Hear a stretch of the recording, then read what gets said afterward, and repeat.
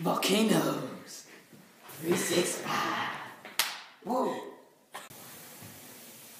Hi, I'm Serena Extravagator, and welcome to Volcanoes 365. Today, Lizzie, our on-site reporter, will be in Indonesia interviewing some people who know a lot about the volcano. This volcano is called Krakatoa. Krakatoa! Thank you, Serena. Today I will be talking to Indonesian native Anje Akawarman. Can you tell me a little bit about the volcano? This high-viscosity, active volcano erupted 2 weeks ago. It is a stratovolcano. It is now called Anak Krakatoa, which means child of Krakatoa.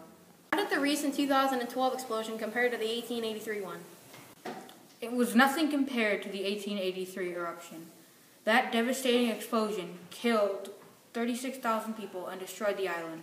The island is still rebuilding itself to this day. What we hear a lot with volcanoes is pyroclastic flow. What does this mean? Pyroclastic flow is a cloud of hot dust and gas that erupts from a volcano. It moves down the sides of a volcano and can reach speeds of up to 200 miles per hour. Thank you for letting me talk to you today, Anje. Now I'll be talking with another Indonesian native named Naomi. Hello, Naomi. What's the history of Krakatoa? It was born in 1583. It was originally founded as a national park. The 1883 eruption of Krakatoa was the most devastating eruption ever recorded in history. Any myths or legends about Krakatoa? Many people believe that a fire-breathing spirit lives in Krakatoa. It was angered in 1883 because Dutch colonists were trying to settle there. That's what caused the eruption. Thank you, Naomi. That myth is very interesting. Thank you for telling us about it. For my last interview, I will be talking to Eva, a young girl from Indonesia. So Eva, what interesting facts have you learned about Krakatoa? My grandmother told me that the skylines of the famous painting The Scream was based on what many people saw in the sky over Indonesia on the day of 1883 eruption. The artist was trying to symbolize the fire, ash, and black clouds of the smoke that were there in the air that day. Oh really? I never knew that. Any family stories from the devastating day in 1883?